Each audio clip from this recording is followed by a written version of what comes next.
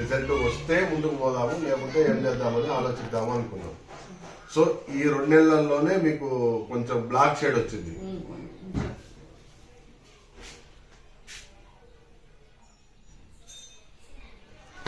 చేతులకు ఫేస్ కి ఏమన్నా తేడా కనిపిస్తుందా?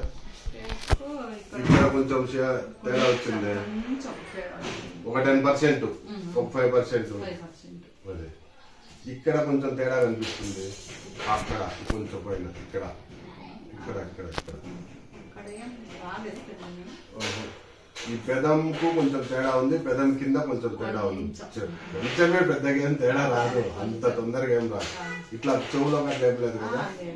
ఓకే, సో ఓకే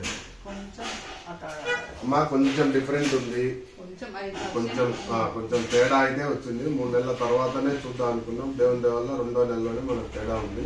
సో మీరేం చేస్తారంటే, నాన్ వెజ్ అయితే 0, అస్సలు తినొద్దు. నాన్ వెజ్ తినొద్దు. వంకాయ, గోంగూర, బంగాళదుంప ఇవన్నీ ఆపేసేయండి. చింతపండు అసలు రానియదు, నిమ్మకాయ పిండుకోండి. చింతపండు మనకు దరిదాపుల్లో రానియదు.